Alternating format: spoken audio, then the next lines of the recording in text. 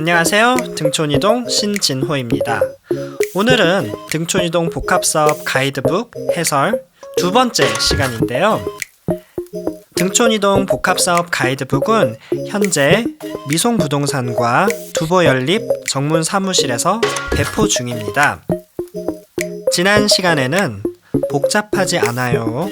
그리고 합리적으로 따져보면 되죠 파트를 살펴보았는데요. 오늘은 사업성 잘 나오는 우리 동네와 업 시켜봅시다. 두 파트에 대해서 설명해보는 시간을 갖도록 하겠습니다. 그럼 먼저 사업성 잘 나오는 우리 동네입니다. 20번째 질문. 사업 영역 어디서부터 어디까지인가요? 초, 중, 고가 위치해져 있고 도서관까지 있습니다. 남쪽으로는 현대 아이파크가 있고요. 버스 정류장에서 파리바게트가 있고 안에는 놀이터가 있는 능암공원이 있습니다. 그래서 이 전체 영역인 것이고요. 현재 경남 빌라 세동과 슐라만카 연구동과 그 주변 신축 다가구들이 일단 점선으로 표기가 되었는데요. 오늘이 9월 30일인데요.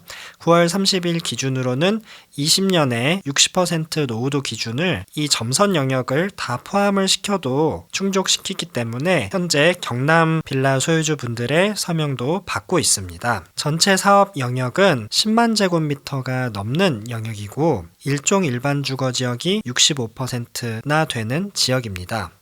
도심 공공주택 복합사업 무슨 뜻인가요? 많은 분들이 공공주택이라고 하니 임대 짓는 것 아니냐라는 말씀을 하시는데 전혀 그렇지 않습니다. 이 공공주택이라는 용어는 공공주택 특별법에 따라 공공주도로 공급하는 민간 브랜드 아파트를 뜻합니다. 토지 등 소유자 우선 공급, 조합원 분양과 일반 분양의 총합이 약 70에서 80%인데 증산사구역 같은 경우는 이를 80%로 책정하였어요. 그리고 임대주택은 10에서 20%인데 증산사구역 같은 경우는 10%였고요. 공공자가의 경우는 10%로 하였는데 사실 공공자가는 이익공유형 같은 경우 10년 이내에 전체 지분을 매입할 수 있는 기회가 주어지고 지분적립형도 마찬가지로 차근차근 지분을 적립하여 그 개인의 소유가 되는 주택이기 때문에 긴 시간을 놓고 본다라면 공공자가도 일반 분양과 비슷한 주택이라고도 볼 수 있겠습니다. 복합사업이라는 의미는 임대와 일반 분양의 복합이라는 의미가 아니라 이 전체를 합한 공공주택과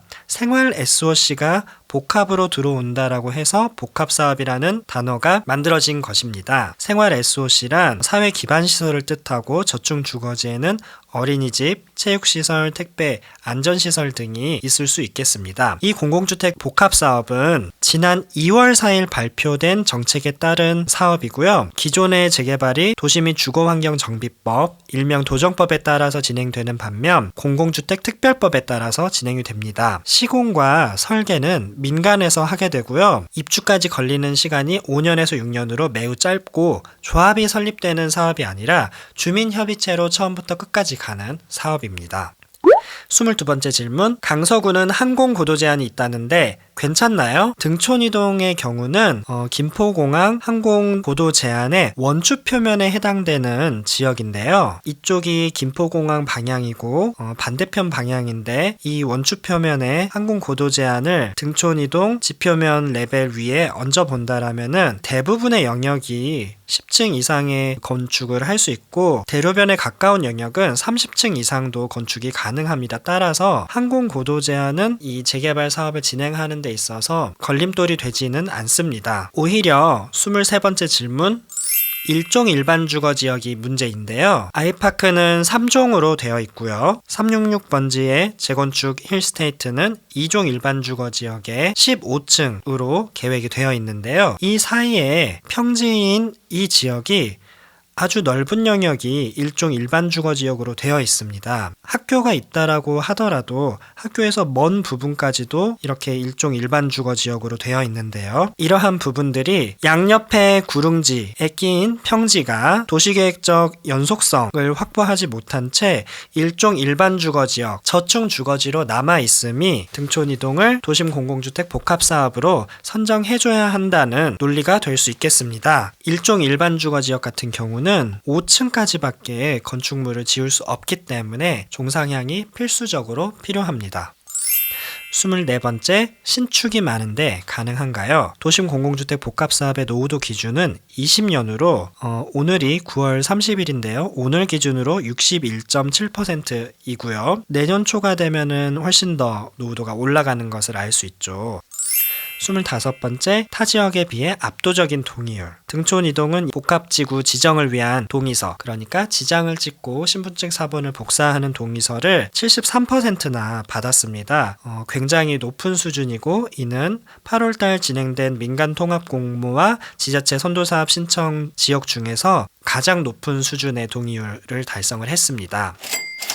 26번째, 5, 6년 만에 초고속 입주. 복합사업 같은 경우는 조합이 설립되지 않고 주민협의체로 처음부터 끝까지 진행이 되고 공공주도로 LH나 SH가 시행 역할을 하게 되고 민간이 시공 설계를 하게 되기 때문에 굉장히 빠른 속도로 입주를 할 수 있게 됩니다. 선도사업으로 선정이 된다라면은 예정지구가 지정이 된 이후에 3분의 2의 동의로서 지구가 확정이 되고 이후 민간시공사를 선정을 하게 됩니다. 3분의 2의 동의를 등촌이동은 이미 확보를 했기 때문에 이 단계에서 시공사를 선정할 때 주민 투표를 진행할 텐데 동의를 하지 않으신 분들은 투표에 참석하실 수 없는 아쉬움이 있을 수 있습니다. 도심공공주택 복합사업은 국토부의 사업이고요. 지자체와 함께 통합심의위원회를 운영을 해서 용도지역 변경과 지구단위 계획 변경과 건축기준 완화를 통합해서 심의해서 굉장히 빠른 속도로 진행을 할 수 있게 됩니다. 따라서 전체 기간이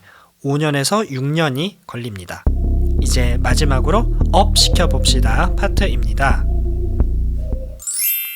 27번째, 종상향을 통한 고층 아파트. 종상향이 중요한 이유는 낮은 층에서 높은 층을 지을 수 있게 해줄 뿐만 아니라 용적률을 높일 수 있게 됩니다. 그래서 용적률이 높아지면 일반 분양이 늘어나기 때문에 기존 소유주의 분담금이 낮아지고 사업성이 개선됩니다. 등촌 이동 같은 경우는 이렇게 저층 주거지로 일종 일반 주거지역이 많은데요.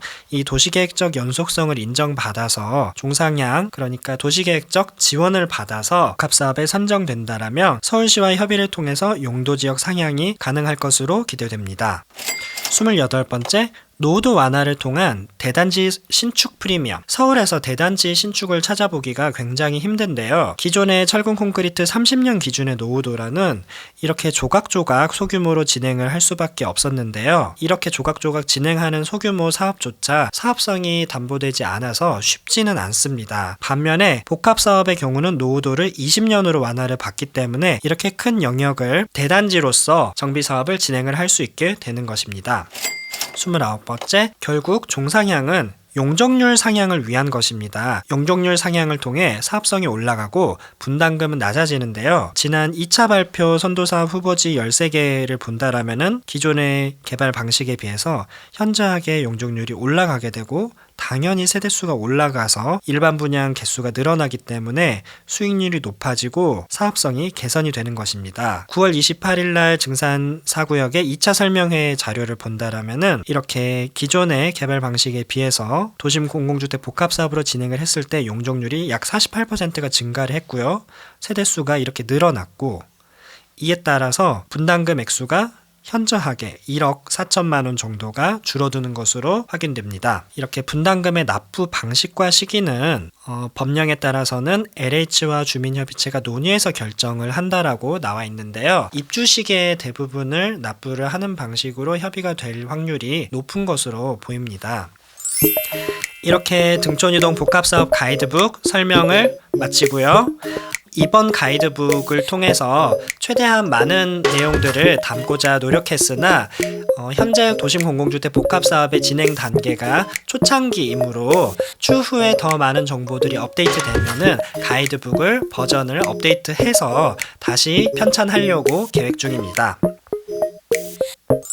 아직까지 동의서를 접수하지 않으신 분들은 미송부동산과 두보연립 정문사무실을 방문하셔서 동의서를 제출해 주실 수 있으십니다.